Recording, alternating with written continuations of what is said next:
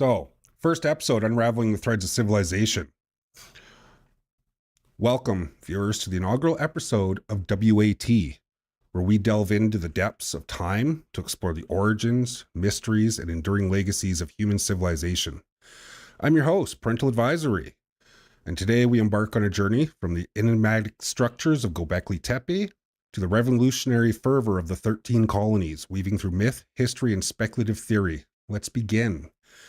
Segment 1, we're going to discuss Göbekli Tepe, the dawn of civilization. Imagine a time over 11,000 years ago, long before the pyramids, before even the written word, where hunter-gatherers did something extraordinary. Here at Göbekli Tepe, located in what is modern-day Turkey, these early humans built what might be the world's first temple. In there, you'll find the vulture pillar. This isn't just art. It might be a form of storytelling or symbolism, possibly linked to a comet strike around 13,000 years ago. Some researchers on X have noted suggesting a catastrophic event etched into stone. Other pillars that exist are all T-shaped pillars, some adorned with animals, might represent early attempts at recording history or myth. Bonkuklu Tarla and Karahan Tepe, nearby sites, suggest this wasn't an isolated phenomenon, but part of a broader cultural practice in the religion. During Kuyu, Cappadocia, underground cities and above-ground marvels hint at a society cornered with both celestial events and early defense. The reason we talk about these is I'm going to be, in future episodes, doing a deep delve on all of these places, all of these things. This is just kind of an opening to go over different segments of what we'll be covering on this channel. So next we go into history from Sumer to Babylon and the cradles of civilization.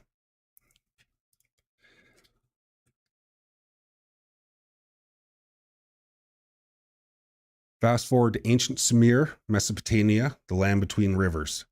Here, writing was born. Here, we find the Epic of Gilgamesh, a tale echoing themes of mortality, friendship, and the quest for knowledge, predating many biblical narratives. Babylon, with its hanging gardens, one of the wonders of the ancient world, in the Code of Hammurabi, showcasing early legal systems. The Christian Bible and Book of Enoch. These texts, rich with flood myths paralleling the Epic of Gilgamesh, suggest shared cultural memories or perhaps real events like the Younger Dryas impact hypothesis. And again, we're going to be discovering and exploring a lot of that, especially the ancient flood myths and how it spans across almost every culture on our planet. Segment 3 will be mythical civilizations and lost continents. So you're probably well aware of Atlantis. So let's delve into the speculative. Atlantis and Mew. What is Mew? It's an entire lost continent, potentially. All right. Were these real advanced civilizations lost to cataclysms or allegories warning future societies? The allure of Atlantis, possibly a pre-Younger Dryas civilization, captures theorists and historians alike. Why preserve history? Is our obsession with documenting and preserving knowledge an evolutionary trait or subconscious preparation for future cataclysms? Again, this is something we're going to discover and discuss much more in detail in future episodes, especially highlighting the importance of preserving our histories and not allowing it to be erased, even whenever they're histories that relate to tragic events and unmeasurable evils and destruction caused by people. We have to remember these things. Segment 4, we're going to go into the American Tapestry, from native legends to revolutionary zeal. So across the ocean, Native Americans and their stories, their rich oral traditions and petroglyphs might echo ancient interactions with now lost civilizations or events. The 13 colonies, their formation and the revolutionary spirit could be seen as a modern echo of ancient societal patterns, seeking freedom from tyranny, reminiscent of many historical cycles. The improbability of good guys winning. So history's narrative often favors the victors. But was it always the good prevailing? Or is this a modern interpretation?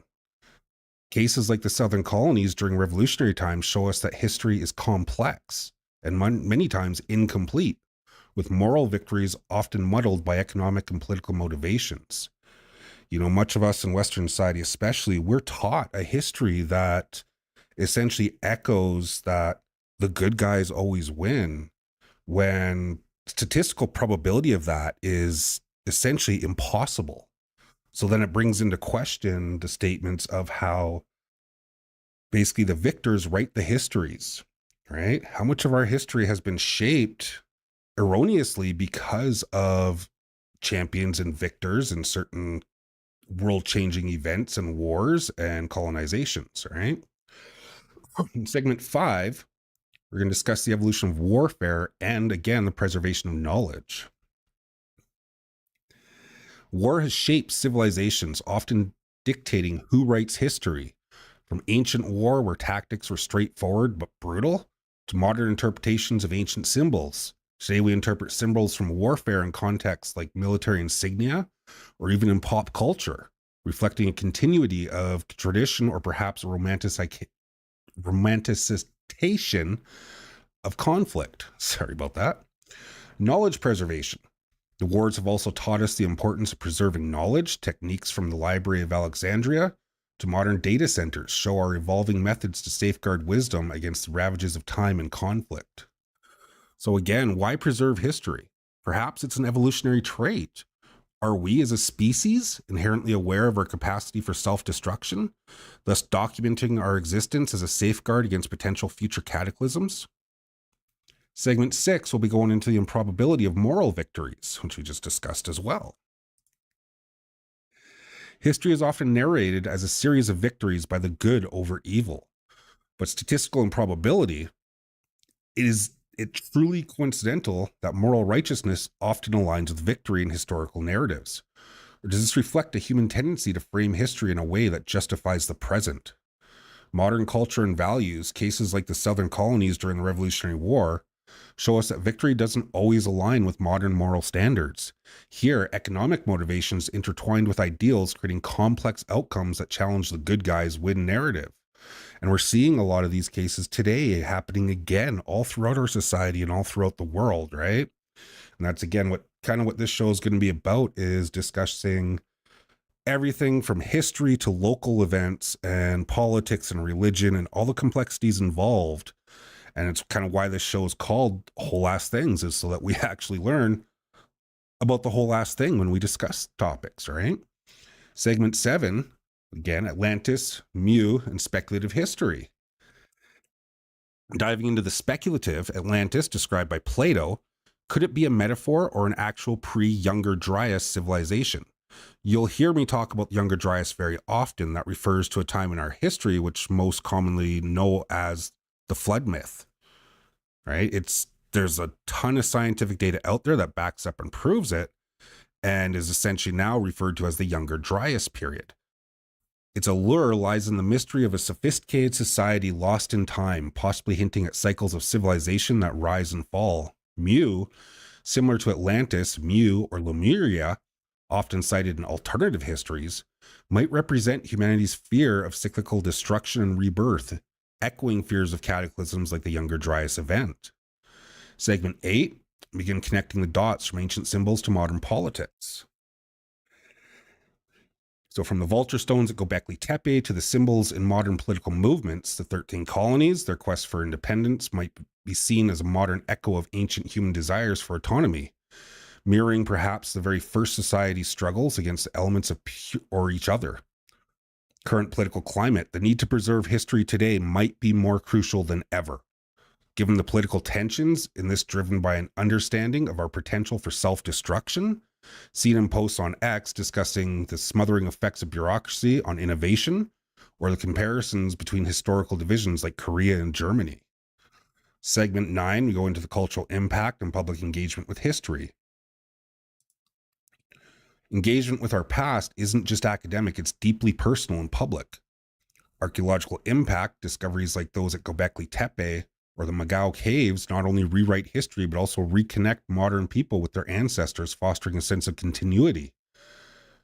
Public's role today, through platforms like X, everyone can engage with history. Amateur historians, conspiracy theorists, and scholars alike share theories and findings, democratizing history, but also complicating the narrative with misinformation. The roles of conspiracy theories, these often wild interpretations of history like ancient astronauts or hidden societies, serve a purpose. They challenge official narratives and encourage people to think critically, even if they often stretch beyond conventional evidence. It's something that's missing a lot in today's world, is that ability to think critically. And it's easy to laugh at, a lot of conspiracy theories and this and that. But as you start to learn and develop a deeper understanding of some of these things, like especially history, how the kind of meta and mainstream organizations that kind of depict our history, the things that they use to determine if something is valid or not is very much questionable. And many times now it's been proven again and again and again that pseudoscience, what it was referred to, ended up being true, but it was dismissed because of certain patterns that mainstream historians use to confirm information. One of which is they like to use a model that the absence of proof is proof that it didn't exist.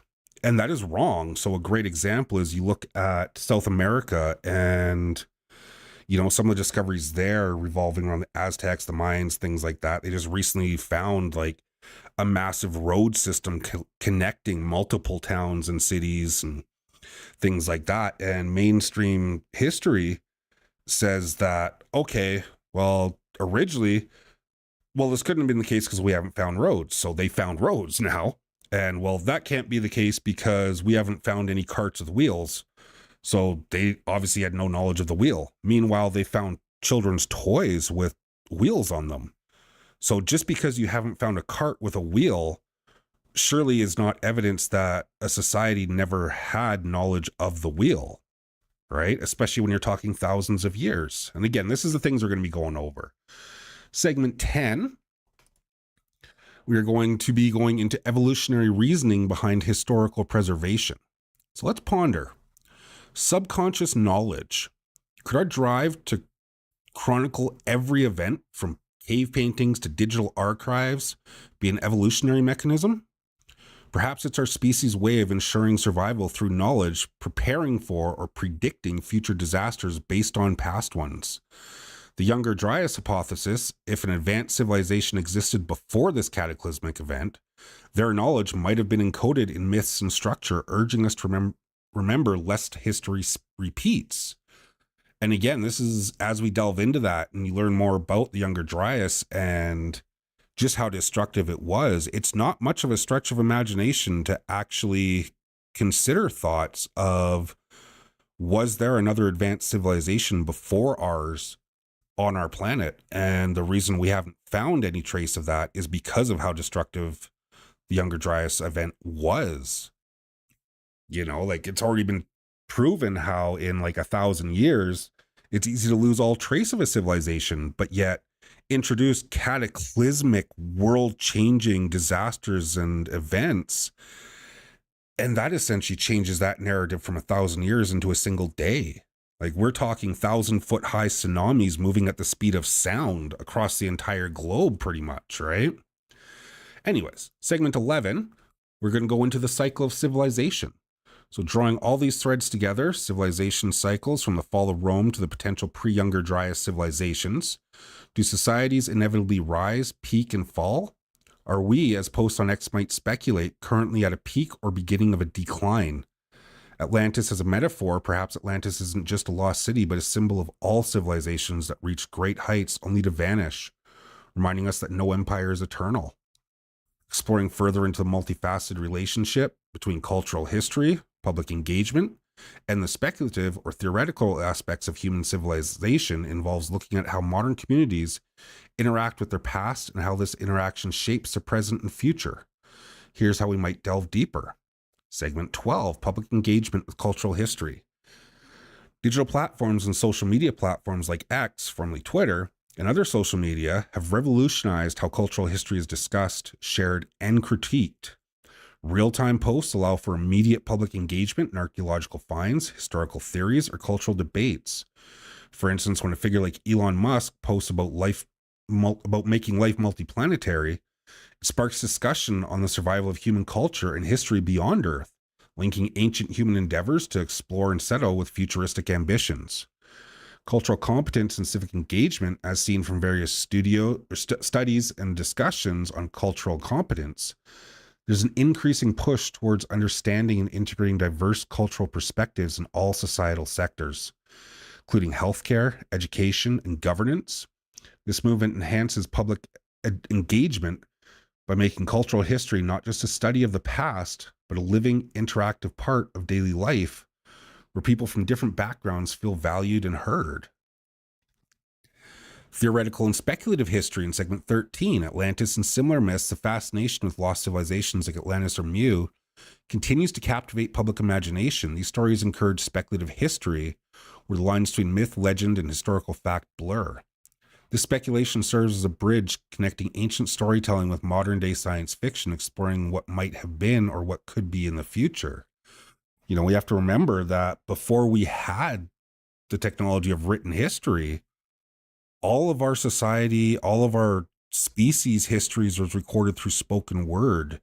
Many online are familiar with fantasy environments of things like bards and poets and plays and all that type of sorts. That's how our history was recorded. And in many cases, it sounds completely out there, right? Like Noah building an ark and putting 2 of every species of animal on it and all this type of stuff. Sounds just crazy sometimes. Like, how can that be true? But again, you have to remember many times in storytelling, to make a story actually stick and be remembered, mankind and us species, we emphasize and over embellish many things. It's like the fisherman's tale, right? It makes it more memorable. And in all the fantasy and myth that's woven into it, there's many traces of truth and similarities across multiple cultures with very similar same stories. And it's exploring those and delving into those that allows us to potentially find real history. But you can't ever do that without an open mind, right? Another thing we will explore on this channel at times is folklore and myths and ancient stories and whatnot, right? So now we go into things about the impact of catastrophes, the discussion around the Younger Dryas impact hypothesis or similar cataclysmic events feeds into speculative history about lost advanced civilizations. Posts on X might speculate or discuss these topics, reflecting public curiosity about what-if scenarios where history took different turns due to national or man-made disasters. Evolutionary psychology and history, exploring why humans are driven to record and preserve history, might delve into evolutionary reasons. Perhaps this drive is linked to survival mechanisms, where understanding the past equips societies to better handle future challenges. This could be tied into current sentiments on X, where discussion about humanity's future in space highlight an intrinsic desire to preserve and extend human culture. Segment 14 will be combining real-time sentiment with historical analysis. So current events shaping historical perception. Today, how we view history might be influenced by current global and local events. For instance, discussions on multiplanetary existence reflect not just technological ambition, but a cultural shift in how we perceive human history as something that could extend beyond Earth. Public narrative in history, the way history is narrated on platforms like X, can influence public perception, sometimes challenging established narratives or bringing forgotten or alternative histories into the limelight. This democratic approach to history encourages everyone to be an amateur historian or archaeologist, participating in the ongoing narrative of human civilization. By integrating these elements, we see a dynamic interplay where history is not static but evolves with each new find, theory, and public discussion, reflecting humanity's ongoing journey of self-discovery and preservation. Thank you, everyone, for embarking with us on this inaugural voyage to the echoes of antiquity, where we've touched upon the threads that weave vast tapestry of human history, from the enigmatic structures of Göbekli Tepe to the revolutionary fervor of the 13 colonies. We've begun to unravel how past events, whether etched in stone or written in the annals of history, continue to resonate in our modern world. Today we've explored not just what and when, but delved into the why of history. Cultural evolution, we've seen how cultures evolve not in isolation, but through a complex interplay of conflict, unity, and exchange of ideas. It's reflected in the discussions around cultural evolution from the unilinear to multilinear perspectives. With public engagement, the way history engages with the public today, through platforms of social media like X, museums, and interactive media, shows our collective desire to connect with our past, to learn from it, and sometimes to challenge established narratives. Theoretical speculations from the speculative realms of Atlantis to the very real influence of orcs in our cultural psyche. We pondered on how myths and legends shape our understanding of history and ourselves. The cycle of civilization. We've questioned whether civilizations are doomed to rise and fall, or if we can learn from history to break this cycle, inspired by both historical analysis and the dynamic discussions happening on platforms like X. This journey through time does not end here. Instead, this episode serves as a gateway. We've set the stage for deeper explorations into specific eras, civilizations, and the theoretical frameworks that attempt to explain our past and, by extension, our future. In upcoming episodes, we'll dive into theoretical history, unpacking more about the Younger Dryas impact theory, the life cycles of civilizations, and these might suggest about our future.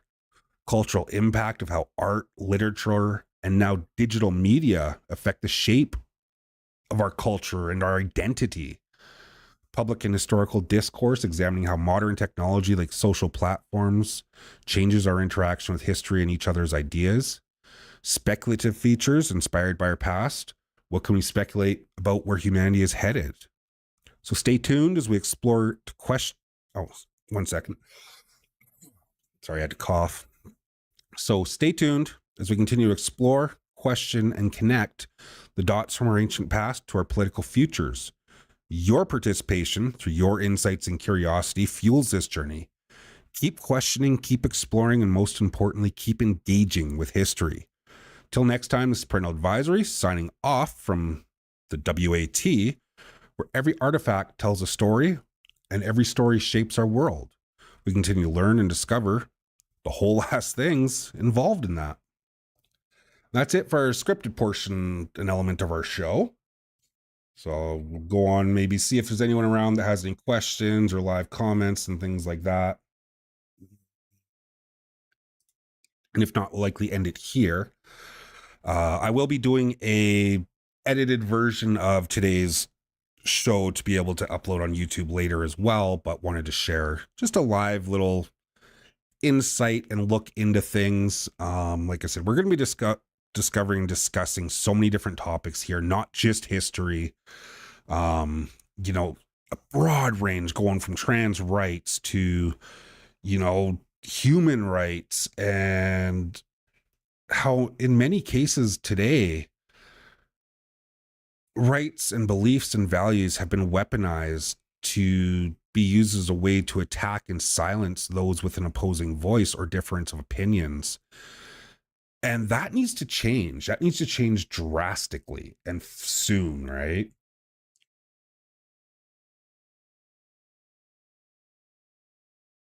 Sorry, just checking to see something here. There we go. Forgot to have the chat open on X there.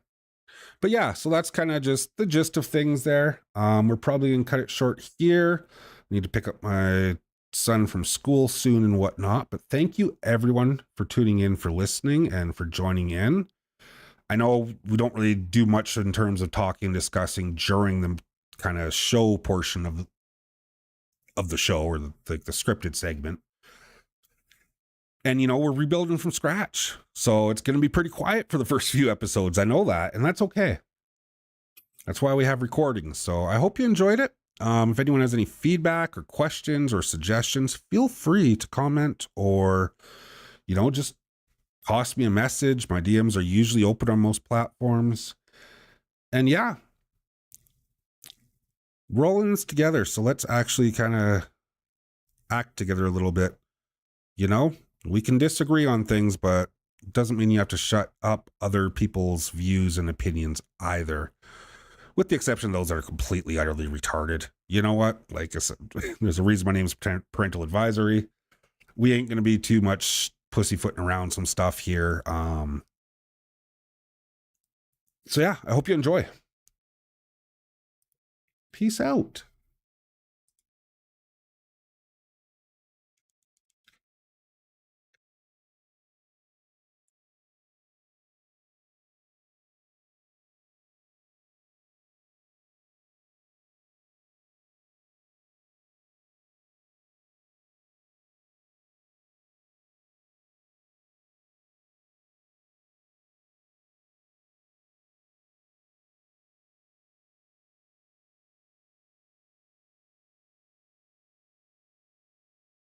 You think?